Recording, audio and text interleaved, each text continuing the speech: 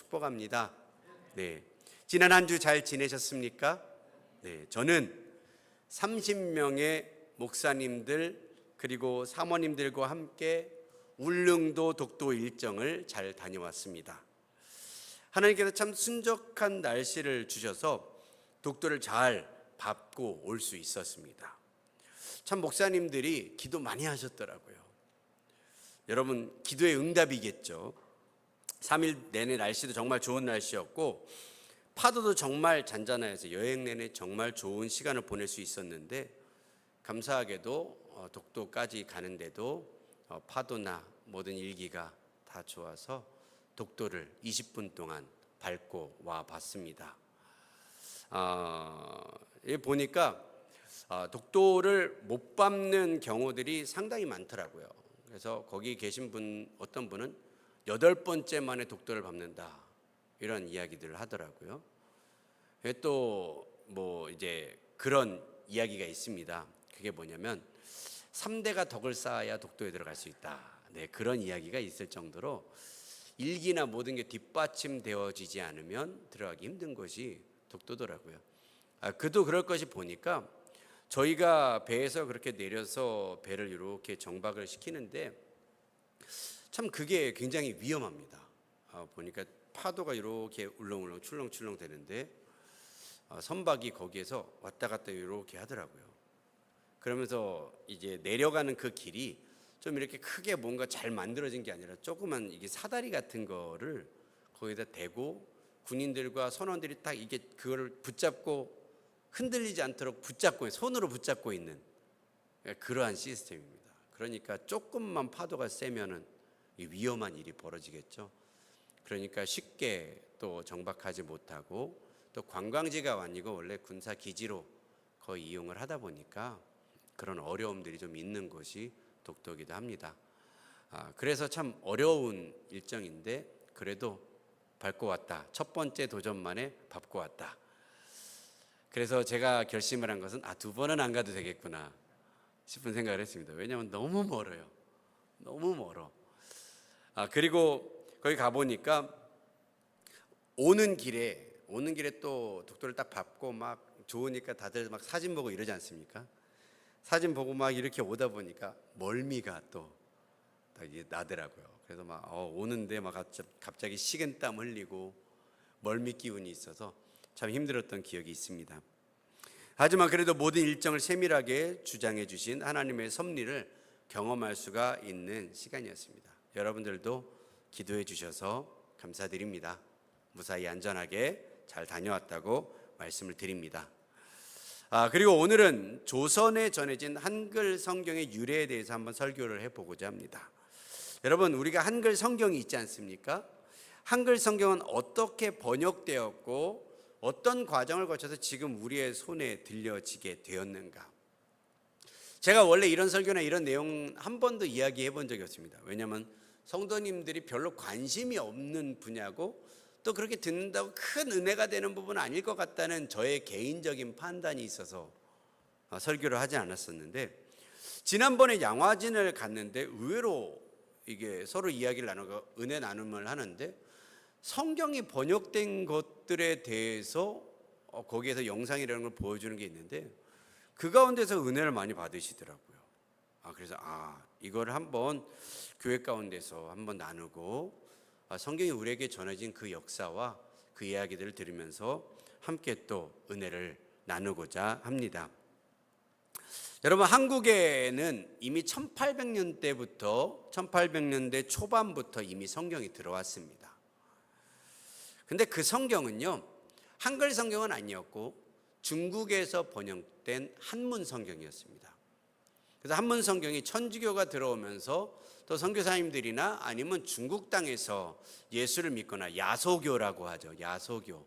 예수를 야소라고 했기 때문에 야소교를 믿은 사람들에 의해서 이 성경이 한문 성경으로 전해지고, 또 한문 성경들을 볼 수 있는 사람들은 좀 지식층이다 보니까 지식층 가운데서 좀 성경이 보여지기도 했던 그런 모습들을 볼 수가 있었습니다. 그래서 중국에서 번역된, 중국에서 사용되는 중국인들을 위한 성경이었죠.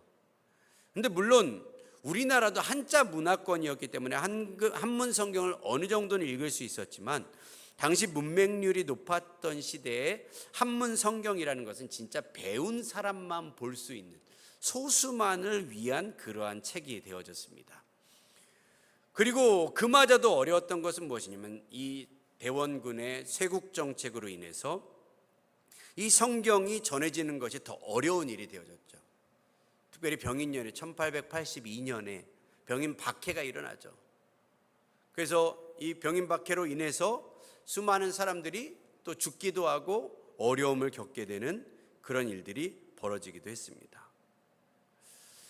당시에 또 문맹률이 높았던 시대 한문 성경은 배운 사람들만 볼 수 있었던 것이고 쇄국 정책으로 인해서 성경이 전해지는 것은 더 어려운 일이 되어졌던 것을 보게 됩니다. 특별히 1866년에 이 제너럴 셔머너 사건 때 토마스 선교사님이 이 땅에서 도착하시자마자 대동강변에서 목베어 죽임을 당하면서 이 선교사님이 성경을 몇 명에게 전해줬다, 이런 이야기들이 있지 않습니까?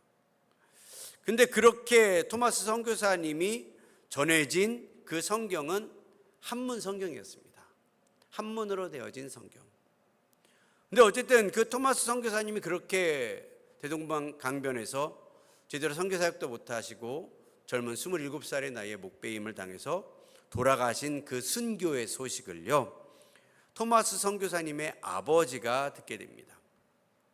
근데 아버님께서, 토마스 선교사님의 아버님이 목사님이셨는데 얼마나 마음이 아프시겠어요. 근데 그 소식을 들은 그 주일날 그 목사님께서, 아버지 토마스 선교사님의 아버지 목사님께서 그렇게 설교하는 거예요.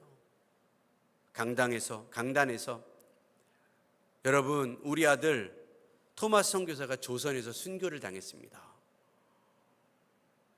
하지만 우리가 조선 땅을, 우리 교회가 토마스 선교사에 있었던 윌리엄슨이라고 하는 선교사님이 이 토마스 선교사님의 순교 소식을 듣게 됩니다.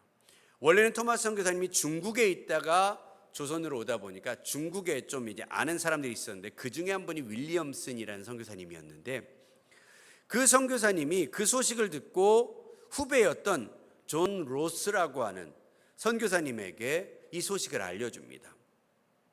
그래서 이 조선 땅에 들어갔던 토마스 선교사가 순교를 했다. 근데 존 로스 선교사님이 그 이야기를 듣자마자 그럼 제가 토마스 선교사의 뒤를 이어서 조선에 들어가겠습니다, 그런 이야기를 합니다. 근데 아무리 노력을 해도 지금 조선이 쇄국 정책으로 인해서 들어갈 수 없는 상황이 되어져 버리는 거예요.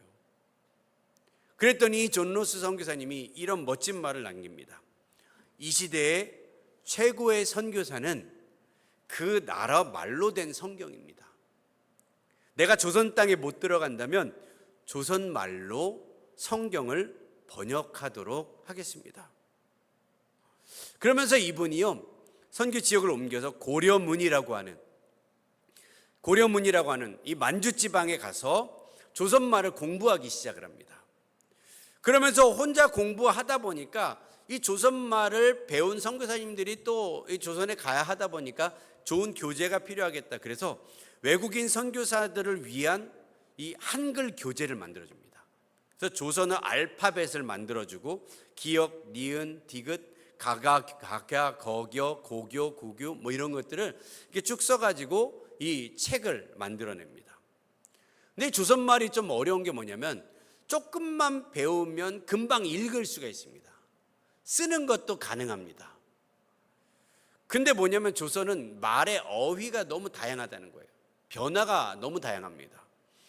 그래서 높임말이 있잖아요. 조선말은 영어는 go, went, gone 이런 것만 외우면 됩니다. 그렇지 않습니까? go, went, gone 이런 동사의 변화들만 외우면 되는데, 조선말은 양반한테 쓰는 말이 다르고 평민한테 쓰는 말이 다르고 쌍놈한테 쓰는 말이 다르고 양반이 쌍놈에게, 쌍놈이 양반에게 쓰는 말들이 다 다른 거예요. 그러니까 이걸 다 번역하고 교재를 이 선교사님이 그렇게 만드신 것이죠. 그런데 이분들이 지역이 만주에서 한국말을 배우고 하다 보니까 조선말을 배우다 보니까 평안도 사투리로 이 조선말을 배우기 시작합니다. 왜냐하면 이 고려문이라고 하는 것이, 지금은 고려문이라고 하는 지역이 없어졌지만 이 고려문이라고 하는 것이 고려로 들어가는 문이다. 그래서 만주지방에 있는 거예요. 옛날에 우리나라 땅이 컸잖아요. 그래서 그런 어떤 곳이 평안도 의주 지역이었는데, 그곳에서 만난 한국인이 이응찬, 김진기, 이성하, 백홍준, 이런 의주의 청년들과 접촉을 하게 됩니다.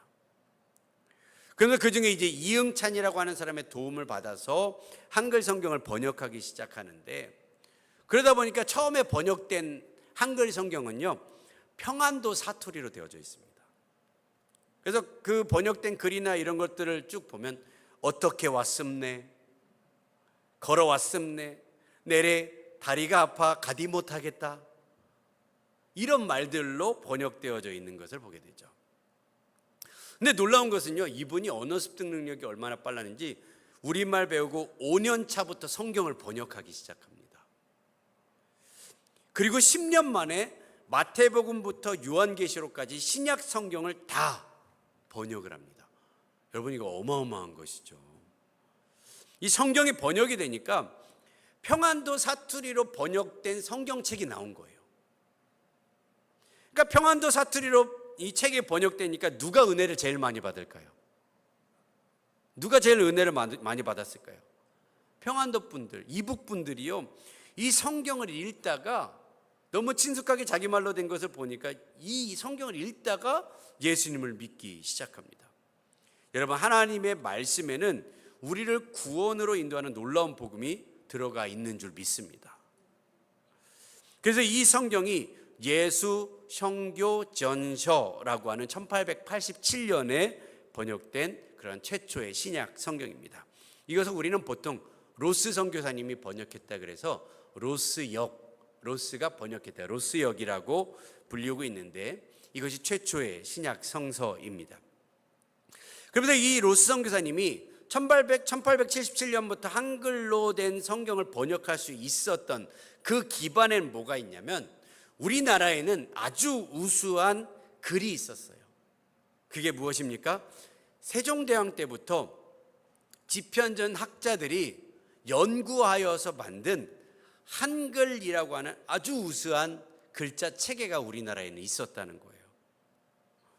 지금도 대부분의 해외 부족들, 미전도 종족들, 지금도 미전도 종족이라는 말은 무슨 말이에요? 아직도 복음이 전해지지 않은 그런 곳들은 얼마나 산지 오지이겠습니까? 근데 그런 부족 국가들은 딱 보다 보면 글이 없는 부족들이 너무 많아요. 자기 글이 없어. 말은 하고 대화는 하지만 글이 없으니까 서로 소통이 어려운 부분들이 있죠. 그래서 성경을 전해주고 싶어도, 복음을 전하고 싶어도요, 글이 없으니까 이들이 성경을 볼 수가 없고 하나님을 제대로 믿을 수가 없는 거예요. 그러면 어떻게 해야 되겠습니까? 선교사님이 먼저 그런 부족들에 가면 말을 배워야 하죠. 그래서 대화가 통해야 복음을 전하니까. 근데 말을 배운 후에는 어떻게 하냐면 글자를 만들어줘야 됩니다. 그래서 예전에는 영어 스펠링으로 된 글자들을 만들어주고, 또 그래서 이 동남아나 이런 데 가보면 꼬부랑 글씨로 된 데도 있지만 영어 스펠링으로 글자가 쓰여지는 국가들이 있어요. 베트남이 대표적으로 그런 국가이기도 하죠. 이게 뭐냐면 그런 철자법이나 이런 것들을 이 외국인들이, 서양 선교사들이 그런 철자 체계들을 만들어 준 것이죠. 그렇게 글자들을 만드는, 근데 요즘에는 이제 누리글이라고 해서 한글로 된 또 글자들을 오지 부족에게 나눠주기도 하고 교육하기도 합니다. 근데 어쨌든 그런 민족의 글이 없는 것이죠. 그래서 말을 배운 후에 글자를 또 만들어줘야 됩니다. 그리고 그렇게 문자를 만들어주고 나면 그 문자를 그들에게 가르쳐줘야 돼요. 왜냐하면 그것을 써야 되잖아요. 만들기만 하고 쓰지 않으면 의미가 없는 것입니다. 그래서 이런 복잡한 과정, 굉장히 한 민족에게 복음을 전하고 성경을 준다는 것, 이것은요 정말로 어려운 일인 것이죠. 아프리카 감비아 이런 지역만 해도요, 그 지역은 모슬렘 지역이고 아프리카들은 모슬렘 교도들이 굉장히 많습니다. 특별히 해안가에 있는 아프리카 국가들은 거의 모슬렘이라고 보시면 됩니다. 그래서 90% 이상이 모슬렘이에요. 모슬렘의 특징은 뭐냐면 여자들에게는 글을 가르쳐주지 않습니다. 여자들은 교육의 기회를 주지 않아요. 좀 강한 데들은. 그래서 글을 한 번도 배워보지 못한 그 여인들을 모아놓고 문맹태치 사역 이런 것들도 함께 하는 것이죠. 그러면서 그 여인들을 모아놓고 글자를 가르쳐주고 언어를 가르쳐주고 안녕하세요 막 이런 것들을 그 나라 말로 막 가르쳐주고 글자를 쓰도록 자기 이름을 쓰도록 막 그렇게 해요. 근데 한 번도 공부를 하지 않았던 사람들이 공부를 하면 어떻게 됩니까? 머리에 쥐가 나죠. 그러니까 10분만 공부하면 막 이 아줌마들이 여인들이 머리에 쥐가 난다고 공부 못하겠다 그러는 거예요. 여러분, 이런 곳에서 복음을 전하고 그들을 가르친다는 거 얼마나 힘든 일이겠습니까? 근데 진짜 감사한 일은 우리나라는 이미 한글이 있었다는 거예요. 우리나라가 받은 큰 축복 중에 하나는 우리나라의 고유의 글을 가지고 있었다는 것이죠. 그리고 그 글이 서민들에게도 평민들에게도 그리고 다른 나라 말에 영향받지 않고 그들에게 전할 수 있는 너무나 좋은 글자 체계를 가지고 있었다는 것입니다. 그게 한국 복음화의 정말 가장 큰 역할을 한 이유 중에 하나인 것이죠. 그리고 또 하나님이 로스 선교사가 성경 번역할 수 있도록 귀한 사람들을 만나게 해 주었던 것을 보게 됩니다. 아까 말했던 이응찬이라고 하는 분도 있지만 고려문이라고 하는 지역에 무역하러 홍삼을 팔러 갔던 서상륜, 서경조 형제를 또 만나게 되는데 이 서상륜, 서경조 형제는 어느 날 형인 서상륜이 병에 걸립니다. 그러면서 사경을 막 헤매고 있어요. 그런데 어떤 사람이 와서 복음을 전해줘요. 그 복음이 뭔지 아십니까? 선교사를 만나면 네 병을 고칠 수 있다. 이런 복음을 전해줍니다. 여러분, 병 걸린 사람에게는 치유할 수 있는 방법을 주는 게 복음인 줄 믿습니다. 그러니까 그 사람이 그 이야기를 듣고서 선교사한테 가면은 고칠 수 있다는 이야기를 듣고 수소문을 해서 선교사님들을 찾아갑니다. 그래서 이미 중국에 많은 선교사님들이 들어와 있다 보니까 중국에 들어와 있는 의료 선교사를 찾아서 고침을 받고 형의 병이 낫게 돼요. 그러고 나서 이들의 마음이 열려지고 나서 예수님을 영접하게 됩니다. 그리고 이분들이 로스 선교사님과 만나서 이 두 형제의 도움으로 1879년까지 마태복음에서 로마서까지를 이 두 형제의 도움으로 번역을 하게 되어지죠.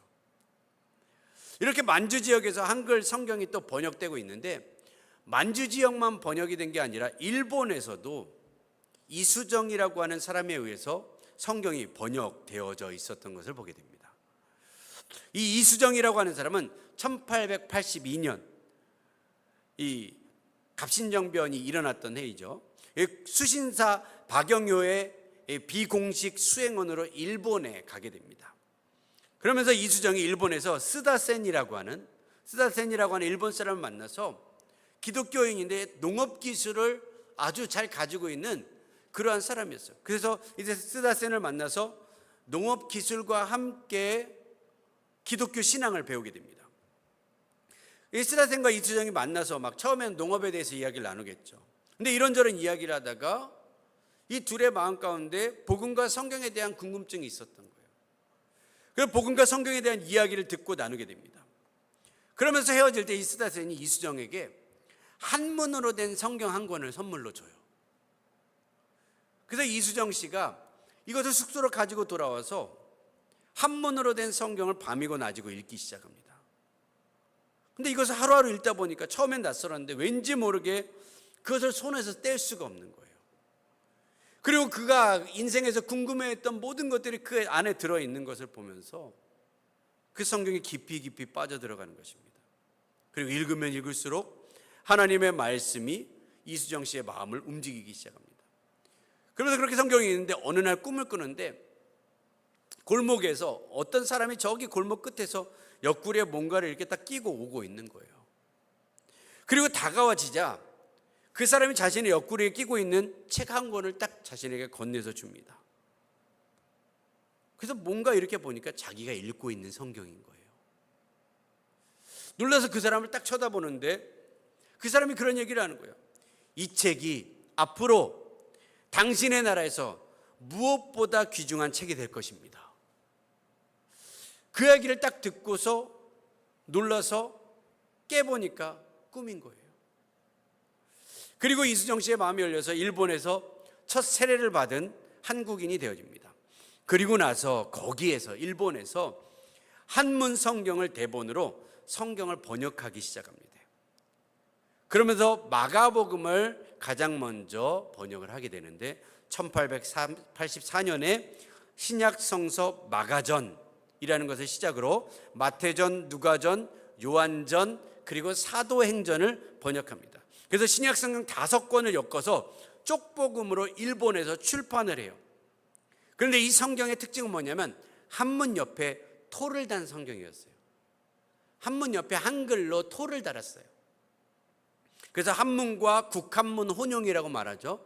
한문 옆에 한글을 달아준 토를 단 성경이었고, 진짜 한글 번역은 우선 마가복음을 1885년 2월에 번역을 하게 되어집니다. 근데 어쨌든 이것도 토를 단 성경이었죠. 그해 4월에 2월에 그렇게 번역을 하게 됐는데, 2달이 지나고 나서 번역을 해서 성경이 출간되고 나서 2달이 지나서 마가복음 성경을 가지고 조선의 이 언더우드와 아펜젤러 선교사님이 일본을 경유해서 한국에 입국하게 되어지죠.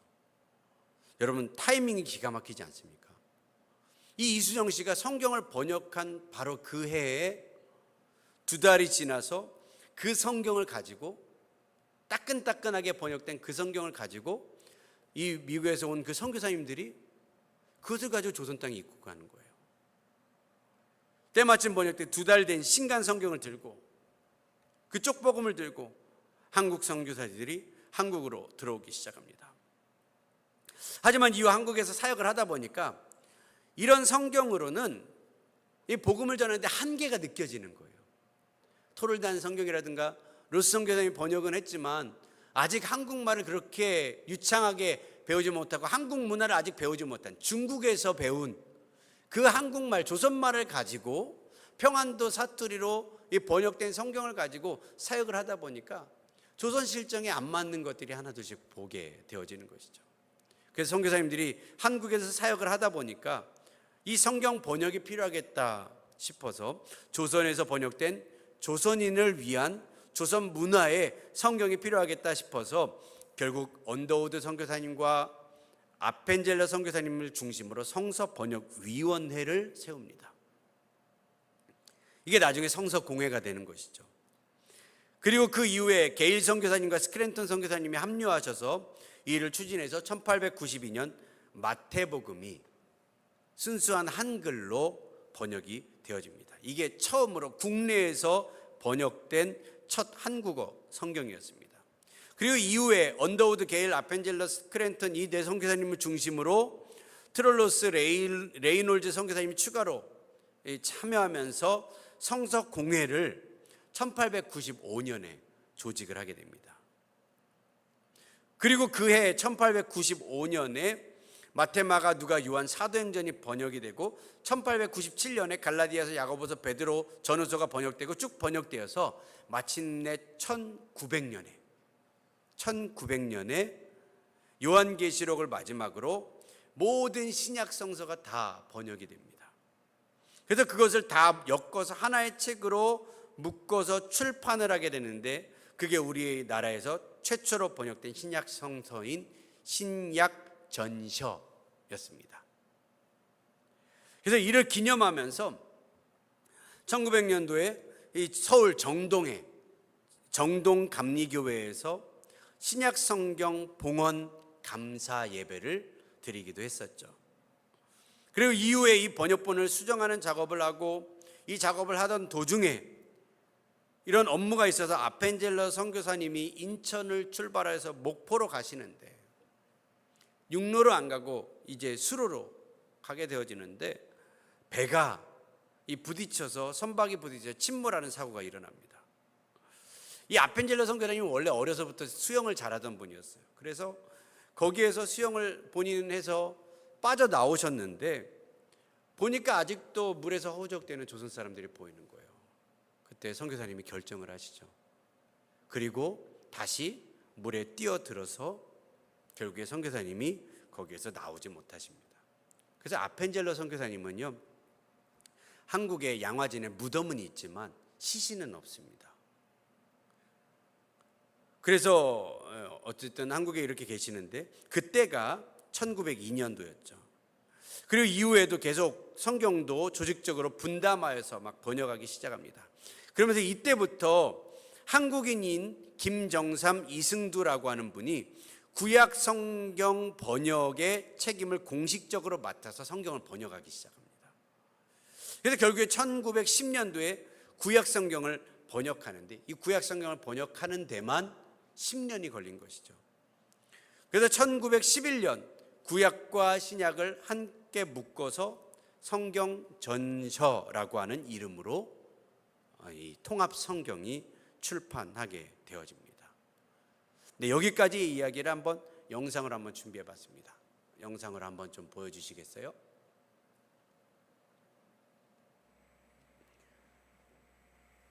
초반에 무음이 조금 깁니다.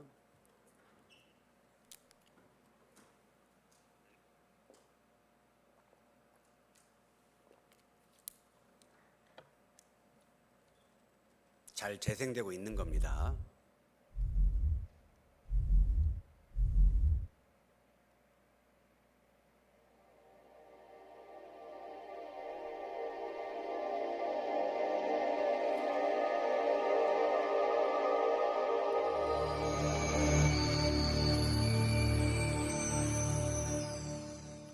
양화진을 다녀오신 분들은 보셨던 영상이긴 할 텐데 또 한번 좀 보시면서 은혜를 나눴으면 좋겠습니다.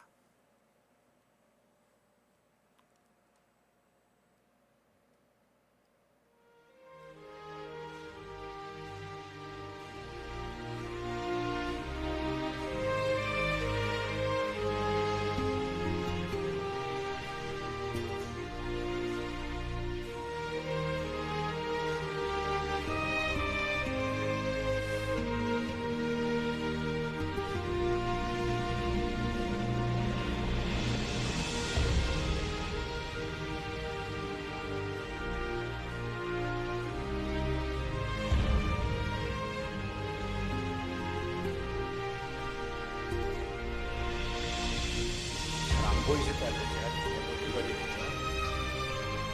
한글 성경의 필요성을 처음 깨달은 이는 스코틀랜드 출신의 중국 선교사 존 로스였다. 로스 선교사는 중국과 조선의 국경 부분에서 서당의 백봉준 이응찬을 받아 성경의 한글 번역에 착수하였다.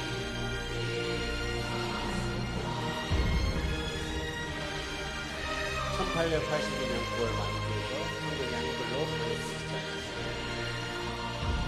일본에서는 미국 교회 한국 선교를 간절히 요청하여 한국의 마케도니아 연이라고 이름을 얻은 한학자이시죠.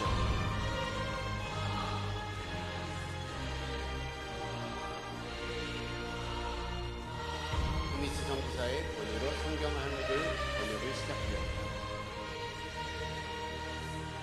이처럼 성경은 만주와 일본 등 한반도 밖에서 한글로 번역되었고 선교사보다 앞서 한반도에 들어왔다.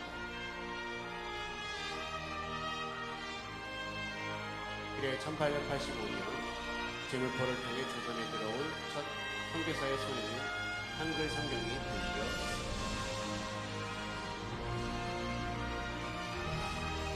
조선 땅을 깨우는 관문이었던 만주와 일본에 먼저 이들을 보내서 만나게 한 것은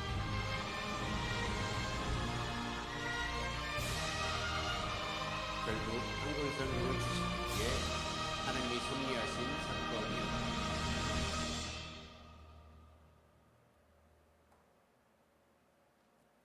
하나님의 섭리.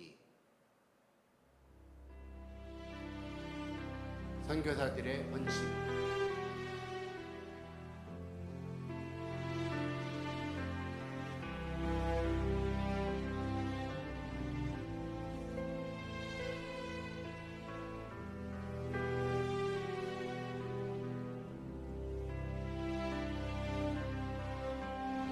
원주에서 최초의 한글 성경 번역을 통해 조선 성교의 꿈을 키운 로스 선교사는 사랑하는 아내와 내 자녀를 잃었다.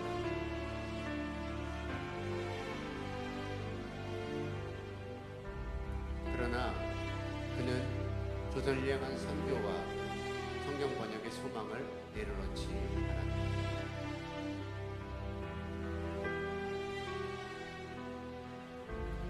평생을 번역위원장으로 일하며 성경 번역을 이끌었던 언더우드 선교사님, 건강을 제대로 돌보지 못하고 57세 하나님의 부르심을 받았다.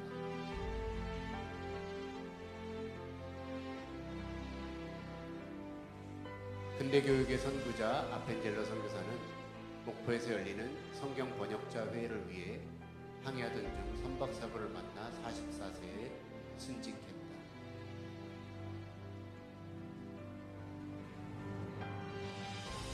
게일 선교사는 아내와 아들을, 피터즈 선교사는 아내를, 레이놀즈 선교사는 첫 아들을, 양화진에 묻는 아픔을 겪었다.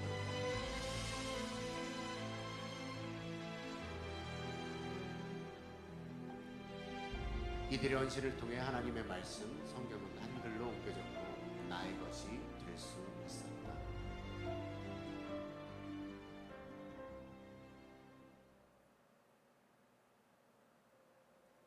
조선 그리스도인의 멸망.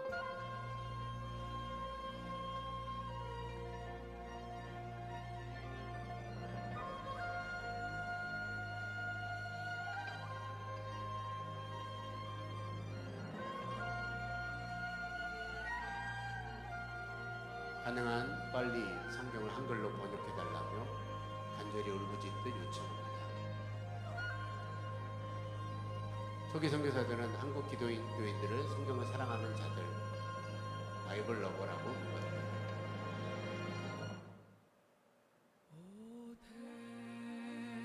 선교사들을 도와 성경 보급을 맡았던 권서들은 한 사람 한 사람의 손에 성경을 들려 각 사람이 예수 그리스도를 인격적으로 만나 교제할 수 있도록 인도했다. 권서들은 하루에 서너 번 성경을 전하기 위해 비가 오나 눈이 오나 성경 보침을 지고 100리가 넘는 길을 걷기도 마다하지 않았다.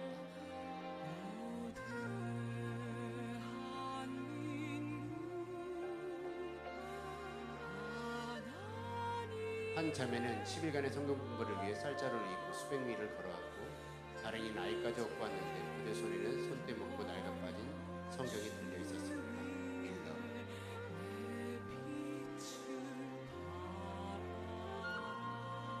나는 씨를 뿌리기 위해 조선에 왔는데 이미 맺혀진 과실을 거두게 되었습니다. 언더우드, 평양사경의 모습입니다. 한글 성경의 출간.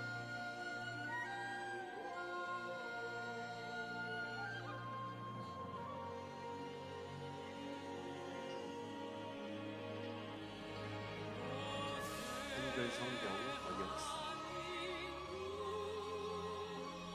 성경들이 번역됐다는 것입니다.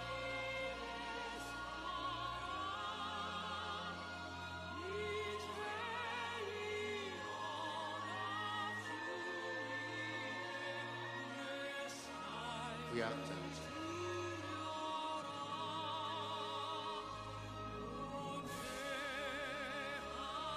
첫 한글 성경이 나온 지 28년 만인 1911년 성경 66권 모두가 한글로 번역되어 성경 전서라는 이름으로 출판되었다.